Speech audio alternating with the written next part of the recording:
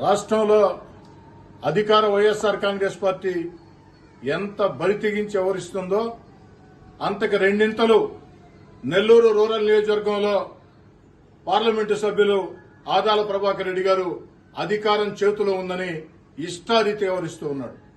Telugu Desam party, Janasena party కార్యకర్తల్ని, నా శ్రేయోభిలాషుల్ని అందరి మీద ఇష్టం వచ్చినట్టు వేధింపులకి, కేసులకి పాల్పడతా ఉన్నారు.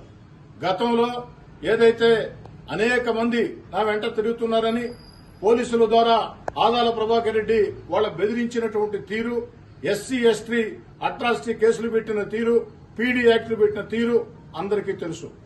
అన్నిటికీ మించి ఏడాదిగా నేను వైఎస్ఆర్ కాంగ్రెస్ పార్టీకి దూరంగా జరిగిన తర్వాత ఏడాదిగా నా మీద అనేక రకాలుగా సోషల్ మీడియాలో ఇష్టారాజ్యంగా దుర్భాషలాడుతూ పోస్టింగ్లు పెట్టించారు.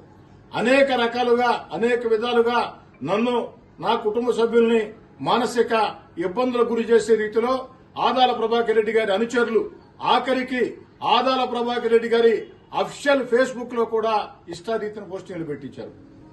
ఎంతటి బాధేసినా ప్రజాస్వామ్యంలో ఎవరు స్వేచ్ఛ వరది. ఎందుకంటే ఆంధ్ర రాష్ట్రంలో అయితే నిజమైన ప్రజాస్వామ్యం లేదు.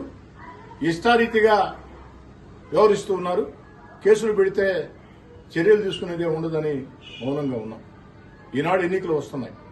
ఎన్నికలు వచ్చే వేళ గత రాత్రి ఆదాల ప్రభాకర్ రెడ్డి గారి మీద ఒక పోస్టింగ్ వచ్చింది.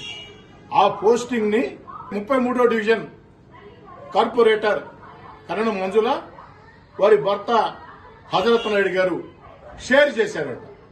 రాత్రి 11 గంటలకి ఆదాల ప్రభాకర్ రెడ్డి గారికి వ్యతిరేకంగా ఒక పోస్టింగ్ వస్తే దాన్ని షేర్ చేశారంట. పాపం పోలీస్ యంత్రాంగానికి ఏమీ పనులు లేనట్టు ఉదయమే 10 మంది పోలీసులు ఇంటికి వచ్చి నువ్వు రా స్టేషన్కి అని చెప్పని మేము పక్క ఫోన్లు అడిగాం.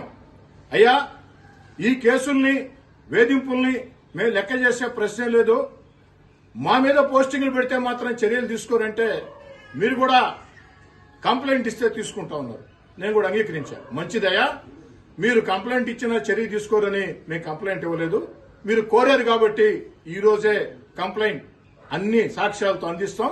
ఖచ్చితంగా చర్యలు తీసుకోండి.